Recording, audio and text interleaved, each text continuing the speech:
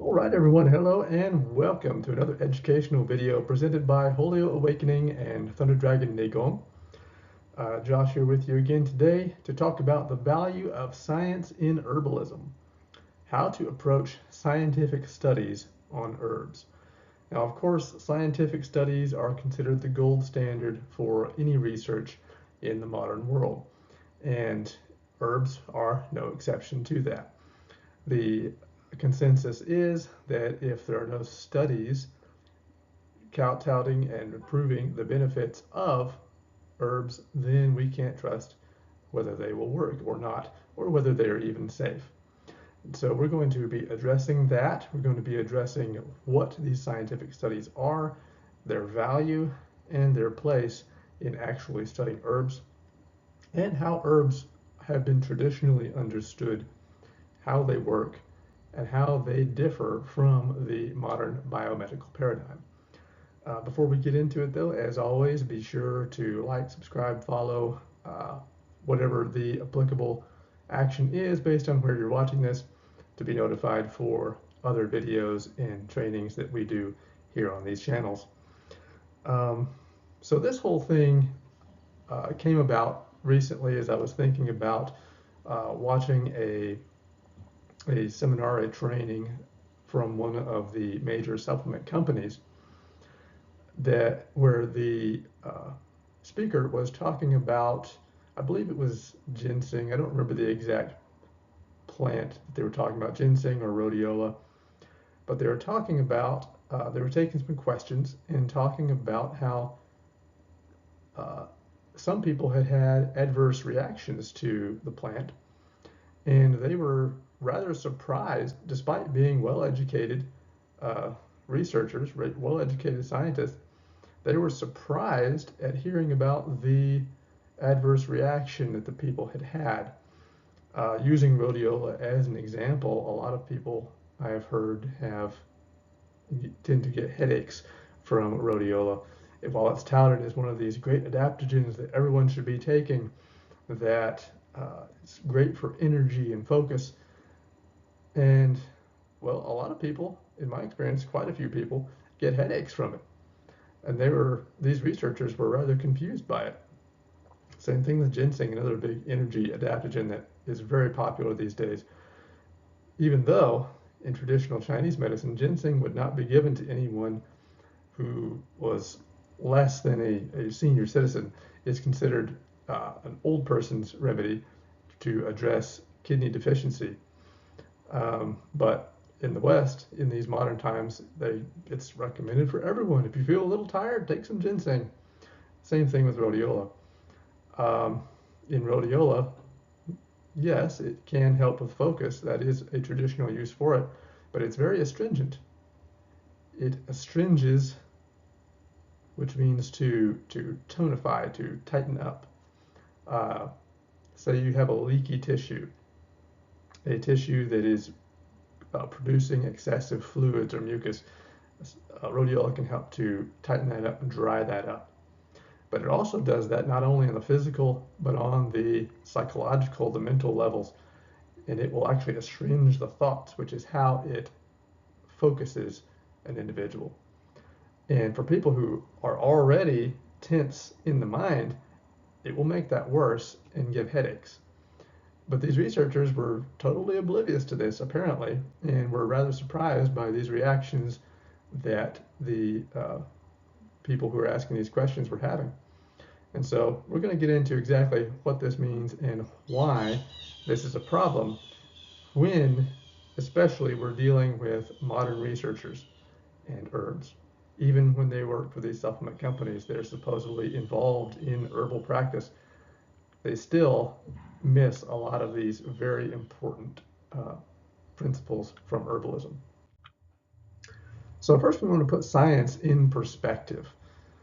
Science these days is placed on a pedestal that really misunderstands what it is and over-glorifies, overuses this great system, this great tool that we have that we call science.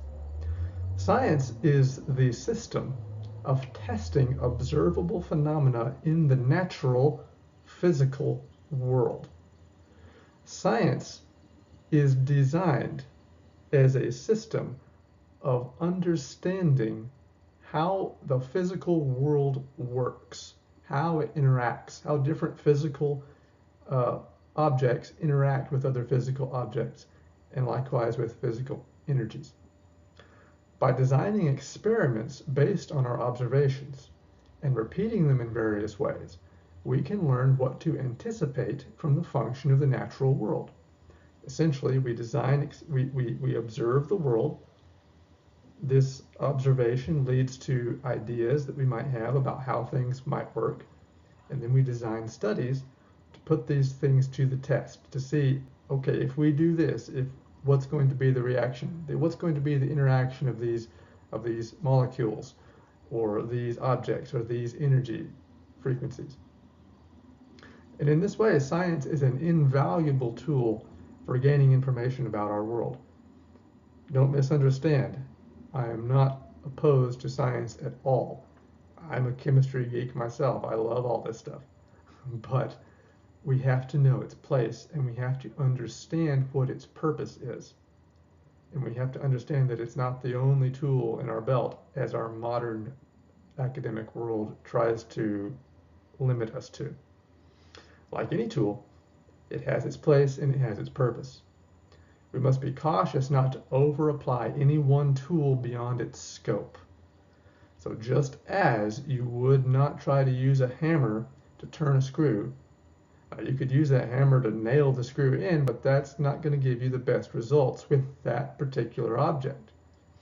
You want a screwdriver to turn the screw, and you wouldn't use the butt of a screwdriver to try to hit a nail in. It's not going to work as well as using the hammer. You have different tools for different situations, different purposes.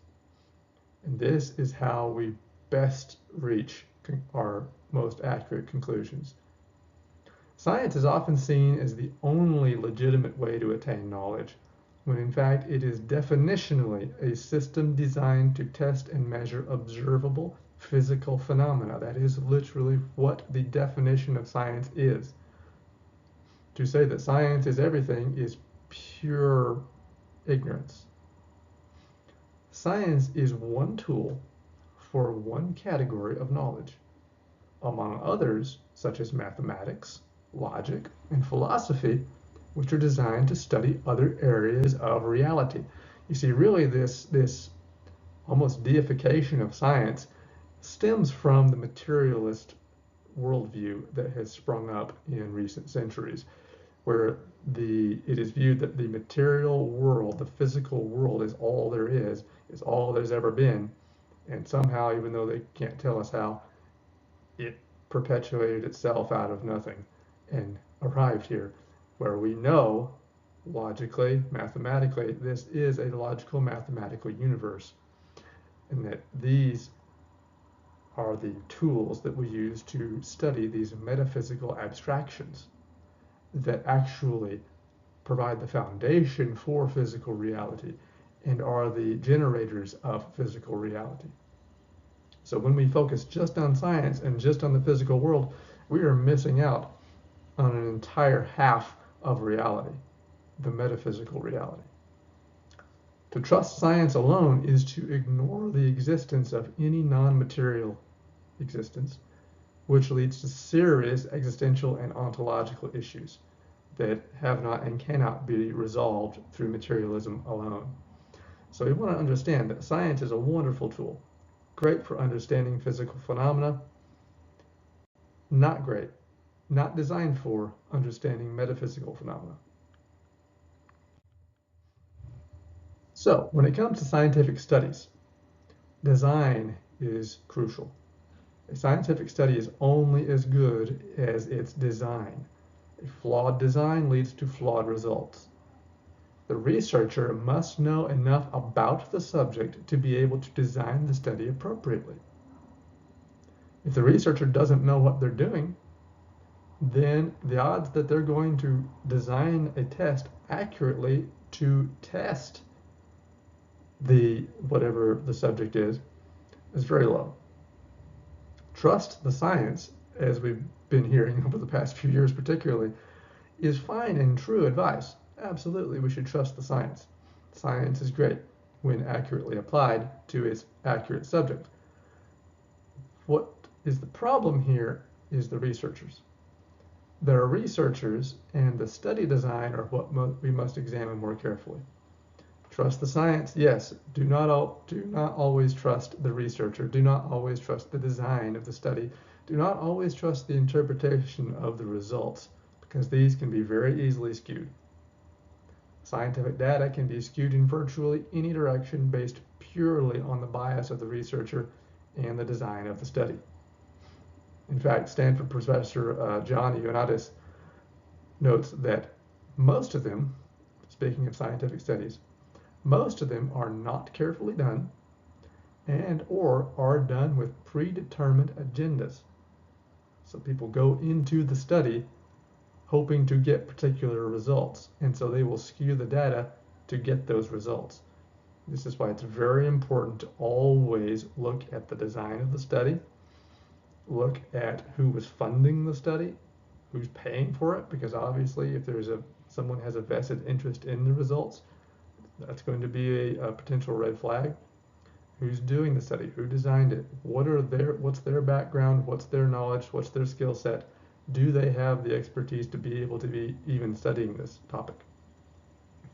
And further, he notes that the large majority of produced systematic reviews and meta-analyses are unnecessary, misleading, and conflicted. This is very important because these scientific studies and then the meta-analyses of these studies, which is considered the gold standard of any scientific research, the professor Ioannidis finds that these are flawed to a phenomenally large degree.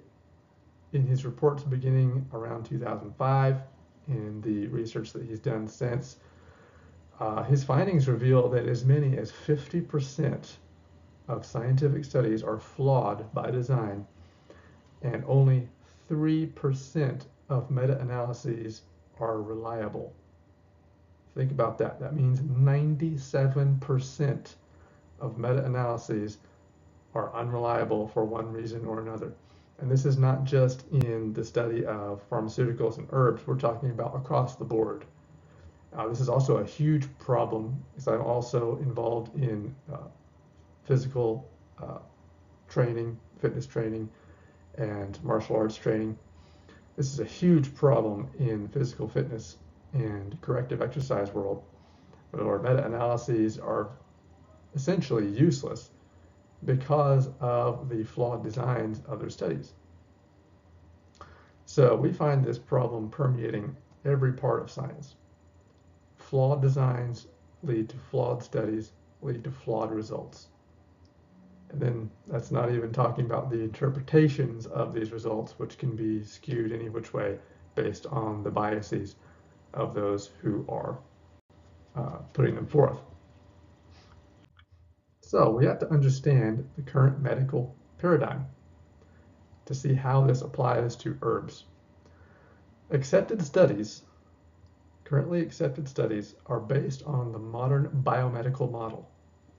Even if the subject is an herb, it is studied by the same criteria as a drug. So they treat them the same. The goal in these studies is to isolate which molecules in a remedy, in a plant, are acting on which receptors in the cells of the body. So their goal in this reductionist view, reductionism is the idea that we're taking apart a whole and we're narrowing in on a particular part, a particular piece of that whole, which is what drug therapy focuses on. We take one molecule, which is called the active compound, and we find out which receptor on which cell in the body that molecule interfaces with, and what results come from that.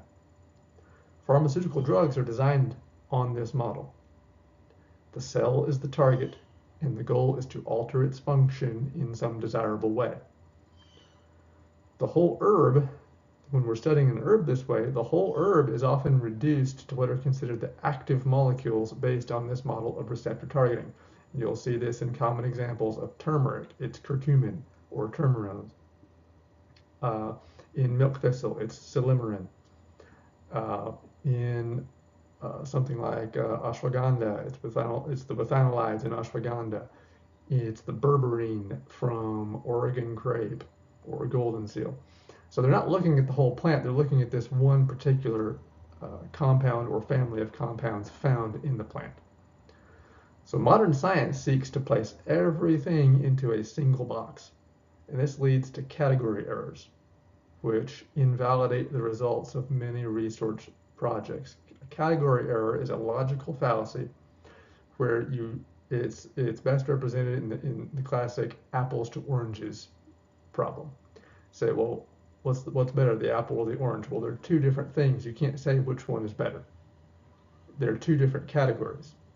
And so a category error here is you're taking a drug, in the way that you would study a drug, and you're using that same method to study an herb, and they're two different things. So you can't use the same method of study to study these two different things and expect to get good results. Most researchers are trained only in the modern biomedical paradigm and do not have the knowledge to accurately handle herbs, even if, giving them the benefit of the doubt, they are open to herbs and they are interested in herbs and they actually want to find out how to use them, as many in the supplement industry do. The people I was talking about at the start of this video who work for the supplement industry trying to promote herbs and herbal medicine, they're trained in this modern biomedical paradigm and they don't have the knowledge to accurately handle herbs. They're not traditional herbalists. So let's look at traditional herbalism and how it compares. It is based on vitalism. Whole herbs are more than just the active molecules. They are a synergistic collection of myriad compounds. Any given plant has hundreds or thousands of different compounds in it, all interacting together in specific ways. And these compounds behave differently together than they do in isolation. So you can have a compound by itself, isolated, and it will behave in one certain way. When you take that compound and put it together with its cohorts in a whole plant, it will actually alter its behavior based on which other compounds it's interacting with. And this interaction of hundreds or thousands of different compounds in a plant is what makes this type of study, this type of reductionist study on plants, really an impossible endeavor. To this day, not a single plant has been completely studied through and through because it is not possible to calculate for all of the different interactions between all of these different compounds and how they're going to work when in the presence of each other versus in isolation. It's just not possible. It's too complex. And so it's really a pointless venture to try to purely look at herbs through a modern biomedical lens. Now, it's not to say that it's not valuable. It's good to learn about these things, to research, but to make that the basis of your practice is not going to yield good results. Vitalism uses the whole plant for the whole person, not one molecule for one receptor. In traditional herbalism, we're really not concerned about what chemical in the plant is going to interact with what cell in your body. Now that's happening.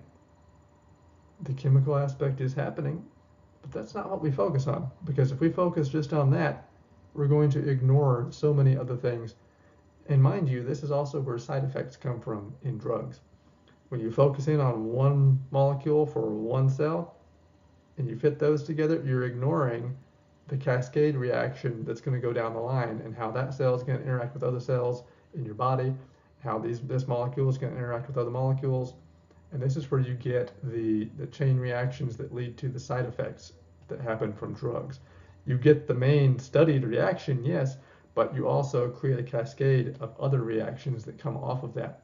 Because you altered one thing, you inevitably alter all these other things as well. And that's where the problems come in.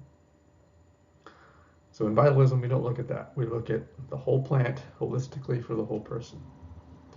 Herbs work not merely on cell receptors, but they work by altering the quality of the fluids, tissues, and electrical fields that connect and govern the whole organism. In true herbal practice, we're not looking at chemical reactions. We're looking at adjusting the quality of the fluids, the tissues, and even the electrical fields, the energetic qualities of the body, so that we can support the body in regulating itself. Vitalism recognizes the whole plant and the whole person, body, soul, and spirit, rather than merely focusing on measurable chemical reactions. This approach provides a more holistic and complete system which can be applied to many more subtle and nuanced situations. So, for example, we would take, with a drug, you say, well, this drug works for this disease. And by that same token, many in the supplement world say, well, this herb is good for X condition. And that is just not the case. Herbs have a variety. Any one herb has dozens and dozens of different applications based on the way that it alters the quality of these energetics in the body. So by working with the extracellular matrix and the ground regulatory system, the body is encouraged to adapt and regulate itself. Now, what are these? Vitalism targets the extracellular matrix and the ground regulatory system, which are the matrices that govern and sustain the cells. The cells, the modern understanding of medical understanding is based on cell theory, that the cell is the prime unit of the body. The cell is what governs everything in the body. And this is not accurate. We're finding now, they're just now coming around to finding out what traditional herbalists have always known, that it's just as the fascia in the musculoskeletal system, the fascial sheaths are what connect the body and create a unified tensegrity unit where you can alter one part up here and it will reflect down into other parts of the body through the fascial network. By this same principle, the extracellular matrix, which is the inner ocean, as Matthew Wood puts it, this inner, the fluids that connect all parts of the body together, by altering the qualities, the electrical signals and patterns that go through this system, it affects the ground regulatory system, which is what governs the cells. The cells do not act on their own. They act in accordance to the quality of this inner ocean, this inner fluid that connects every cell in the body, every tissue in the body. And this is what herbs work on. We're not targeting specific cells. We're targeting the quality of this inner fluid, the quality of this regulatory system by which the body governs and maintains balance in itself. By adjusting the quality of these fluids, tissues, and energetics, we then alter the function of the cells. So working with the ECM and the GRS directly, the body is encouraged to adapt and regulate itself. Drug therapies, which target the cells directly, bypass the extracellular matrix, and they are effective for speedy results. You hit the cell directly, you're going to get quick results, but it can damage the body with repeated or prolonged use. The more you bypass the regulatory system and hit the cell directly, with long-term, prolonged, repeated use, that's going to cause problems and wear out and deteriorate the body. So we want to focus on supporting the body's ability to regulate and heal itself. So let's look at category errors Randomized studies are not designed for testing herbs because they are based on the wrong functional model. Modern medicine focuses on a one-size-fits-all remedies. They're going to find one drug that works the same for every person who takes it. Herbalism is highly specific and individualized. No one-size-fits-all in herbalism. The focus is not on age, gender, race, or diagnosed medical condition, but rather on individual constitution. Randomized studies, which are again, one of the gold standards for modern scientific research, fail to account for the proper criteria that we would want to look for in studying an herb. They separate people by age, by gender, by race, by medical condition. But even within those groups, you're going to have people who are naturally warmer or cooler, people who are bigger or smaller, people who are more tense or more relaxed, people who tend to be damper or drier. And these are the qualities: temperature, moisture, tone. These are the qualities that herbs work on and that they adjust in the body systems. And of course, if you've got a group of people of any size, you're going to have an array of different shapes and sizes and qualities amongst these people, even in the same age group, same gender group, same even diagnosed condition group. And this is why you get hit or miss results in scientific studies on herbs, because they're not categorized correctly. They're giving the herb to all these different people who are different shapes and sizes and qualities, different dispositions, different constitutions, and that one herb is not good for a condition. It is appropriate for a particular quality of constitution. And so this is how these studies are flawed and how they are misapplied and why they yield unreliable results when studying herbs. A study containing a random collection of people will naturally provide mixed results due to the variety of individual qualities and constitutions.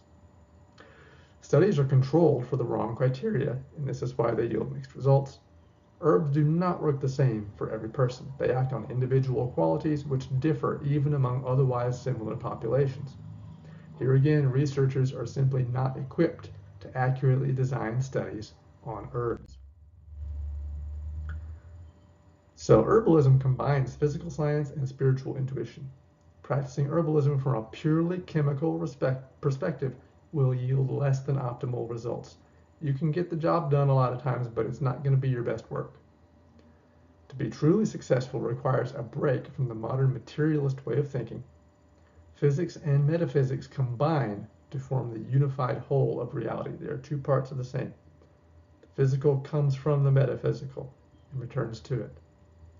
This requires more than just knowledge and information, as our modern science focuses on, but a cultivation of wisdom and intuition, what to do with that knowledge. Material science is but one aspect of reality. To acknowledge the physical while ignoring the metaphysical is to be blind to half of reality. While the disciplines of math, logic, and physics readily understand this very often, the medical field has largely yet to catch up. Many scientists, many researchers in these other fields understand this and are coming to accept it. But the medical field is still rooted in its outdated way of thinking. So this has been our little presentation on scientific research for herbs. Again, it's very valuable. It should be done, absolutely. But we need to be skeptical of these studies that come about because we need to understand how they're done, what the criteria are, and how these results are being interpreted. Because very often, most of the time, in fact, they're done by people who just don't know about herbs. They're not herbalists. They're not trained in the traditional ways. And so they're studying something from a perspective that creates a category error. And this is why the results are flawed. Thanks for joining us in this video. As always, for more educational trainings, be sure to like and follow us here, as I said, and be sure to check out our website for more in-depth studies with our classes, courses, and consultations that we have there, wholeoawakening.com. All right. With that said, everybody take care. We'll see you again next time. Thank you.